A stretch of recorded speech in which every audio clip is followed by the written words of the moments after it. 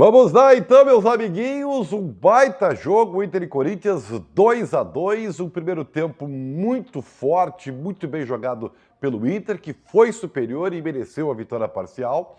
E o segundo tempo, onde o Corinthians foi melhor, o Inter baixou muito as suas linhas e o Corinthians teve gol anulado pelo VAR e usando a bola aérea, que foi muito perigosa no início do segundo tempo para o Inter, mas depois, com o volume de jogo, com as alterações feitas pelo técnico do Corinthians, o Corinthians foi melhor, empatou o jogo e, no final, o resultado acabou, na minha opinião, sendo justo.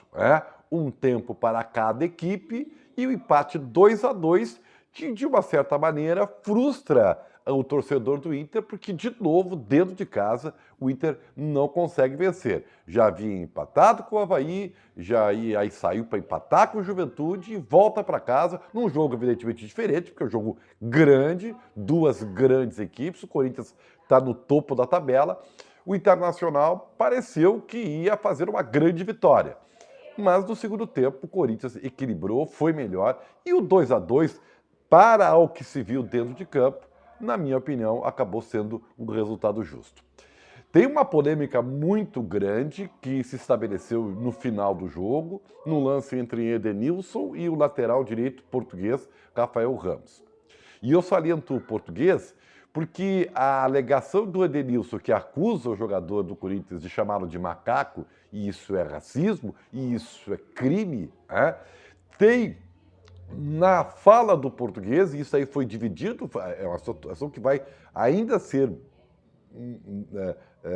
comentado com muito mais profusão, faltam ainda muitas informações. O Edenilson teria entendido uma palavra que foi dita no vocabulário português de Portugal e o sentido é diferente. Bem, o fato é que há que se registrar, leitura labial, o que seja, né? Há imagens talvez para isso, para que se investigue seriamente, porque isso é inadmissível. Nós temos visto muito isso nas arquibancadas, aqui na América do Sul em profusão, e dentro de campo não pode ocorrer. Não é raro? Não, não é, mas é inadmissível e isso tem que ser investigado.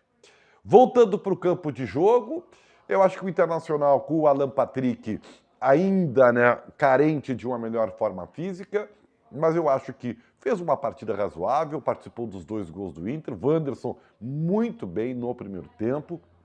O David, por vezes, fazendo a função do atacante mais enfiado, embora não seja um centroavante. No segundo gol, por exemplo, ele fez pivô de centroavante, na beira da grande área, conseguiu a jogada para o segundo gol do Inter. E eu acho que o Inter teve valências muito positivas. O Inter empurrou o Corinthians para o seu campo, foi muito melhor, foi envolvente. É verdade que tomou um gol quando estava melhor no jogo, mas ainda assim mereceu o resultado. No segundo tempo, eu acho que o Inter baixou muito as suas linhas, o Corinthians envolveu, usou o William muito bem no flanco, que incomodou bastante. A bola aérea do Corinthians entrou e aí houve algo que é preocupante, porque o Inter tinha um mercado que é baixo, Bustos que é baixo, René que é baixo. Mas tem o Vitão e o Dourado que são altos. Bom, mas não foi suficiente. O Corinthians ali teve várias jogadas perigosas, especialmente com o Jô, que entrou no segundo tempo, mas foi um zagueiro do Corinthians que fez quando o René acabou ficando, deixando o jogador numa possibilidade de fazer o gol. E, por a sorte do Inter, o zagueiro do Corinthians realmente estava impedido. Mas a bola aérea ali foi sofrida pelo Internacional.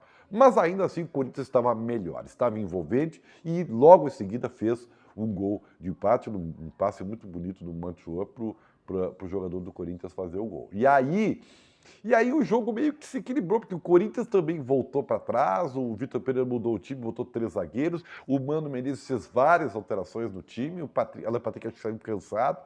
A entrada do Pedro Henrique não deu muito resultado, depois ele botou o Alemão, ainda botou o Maurício. O Inter até tentou, ameaçou uma pressãozinha no final do jogo, porque o Corinthians, com esse esquema com 3 zagueiros, baixou demais as suas linhas e teve ali uma jogada de perigo onde o Pedro Henrique fura em bola, sem tempo de bola, e foi isso também. Aí muita confusão, foi um jogo muito pegado, né? Inter e Corinthians, historicamente, é um jogo muito riscado, muita confusão. O juiz também parou muito, o jogo ficou muito tempo, com muita disque-me-disque, muito empurrão de lá para cá. Mas foi um grande jogo e um jogo grande, porque Inter e Corinthians são grandes equipes e que estão ali, né? Perambulando, o Corinthians está no topo da tabela, é início de campeonato, o Inter, se vencesse, estaria lá numa terceira posição, acabou empatando, fica no meio de tabela, mas ainda assim, eu vejo evolução no time do Inter. O sistema ofensivo começou melhorou, porque faz gols, fez gols. Ainda assim, talvez o Inter esteja procurando o seu melhor equilíbrio, né? Para ser mais regular durante o jogo inteiro. O Inter não fez uma boa partida contra o Juventude, hoje fez um grande primeiro tempo, talvez o melhor desempenho do Inter que eu vi nessa temporada, esse primeiro tempo, mas no segundo tempo acabou caindo bastante e sucumbiu à força do Corinthians. Final 2-2, resultado justo e é isso aí. O que vocês acharam? Dê a sua opinião, participe do canal. Tamo juntos.